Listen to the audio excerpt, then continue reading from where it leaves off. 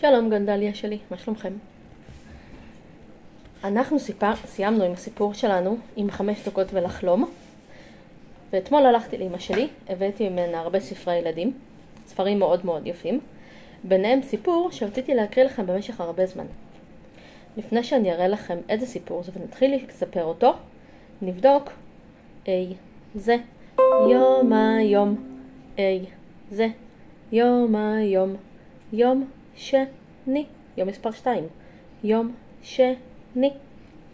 איזה יום היה אתמול, איזה יום היה אתמול, יום ראשון, יום ראשון, יום מספר 1. איזה יום יהיה מחר, איזה יום יהיה מחר, יום שלישי, יום מספר 3, יום שלישי. הסיפור שמאוד רציתי לספר לכם, קוראים לו לאן הולכות הדאגות בלילות. כתב אותו אנתוני בראון. אנחנו נמצאים בתקופה שהיא מדאיגה קצת. האזעקות, זה שאנחנו לא יכולים להיות ביחד בגן. אז בואו נבדוק לאן הולכות הדאגות בלילות. אילי היה דאגן לא קטן.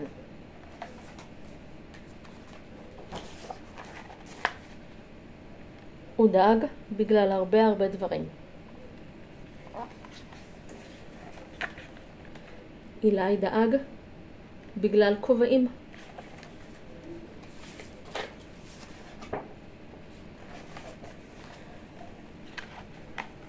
והוא דאג בגלל נעליים. אילי דאג בגלל עננים.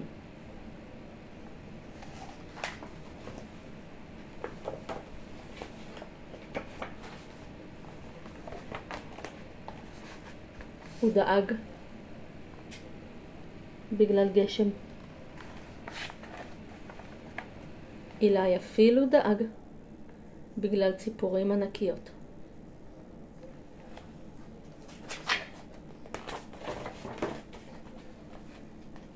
אבא שלו ניסה לעזור. אל תדאג ילד, הוא אמר. הדברים האלה לא יכולים לקרות. זה רק בדמיון שלך. גם אמא שלו ניסתה. אל תדאג חמוד, היא אמרה. לא ניתן לשום דבר לפגוע בך.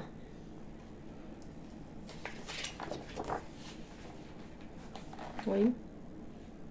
אבל אילי בכל זאת דאג. לילה אחד אילי היה צריך להישאר אצל סבתא שלו, אבל הוא לא הצליח להירדם. הוא דאג נורא. הוא תמיד דאג כשנשאר לישון בבתים של אחרים. אילי הרגיש קצת מטופש, אבל בסוף הוא קם מהמיטה והלך לספר לסבתא שלו.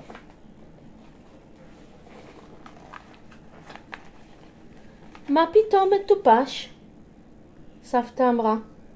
כשאני הייתי בגילך, גם אני דאגתי ככה. ויש לי בדיוק את מה שאתה צריך. היא הלכה לחדר שלה, וכשחזרה, היא החזיקה משהו ביד. אלה בובות דאגה, היא אמרה. פשוט תספר לכל אחת מהן דאגה אחת שלך, ושים אותן מתחת לכרת, והן ידאגו במקומך בזמן שאתה תישן.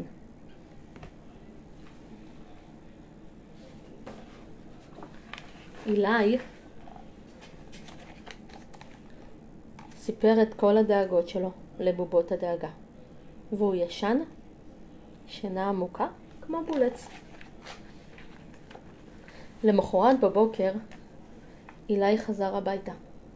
באותו לילה הוא שוב סיפר לבובות את כל הדאגות שלו, והוא ישן כמו אבן.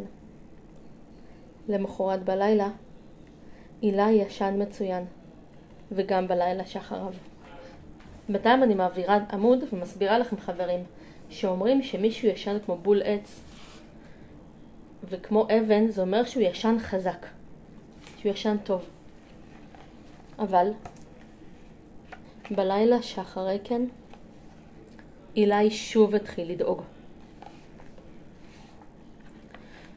הוא לא הפסיק לחשוב על הבובות, על כל הדאגות שהוא העביר אליהן. הן בטח כל כך דאגות. הוא חשב שזה לא הוגן. חברים, פה למעלה כתוב את השמות של הבובות. קולין, פולי, ליזי, מרי, סמי וטדי. ותסתכלו על הפנים שלהם. כל בובות הדאגה עצובות. למחרת היה לי אילי רעיון. במשך כל היום הוא עבד ליד שולחן המטבח. זאת הייתה עבודה קשה. ובהתחלה הוא עשה המון טעויות. והוא היה צריך להתחיל מחדש, שוב ושוב.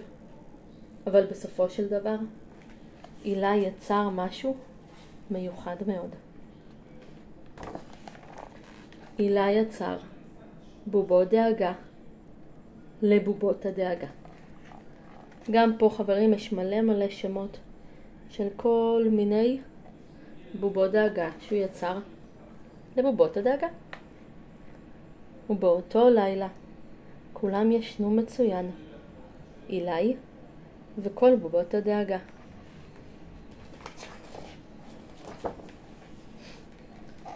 ומאז והלאה, אילי כבר כמעט בכלל לא דואג.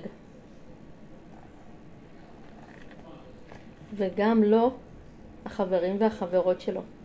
כי אילי עשה בובות דאגה לכולם. אז חברים שלי,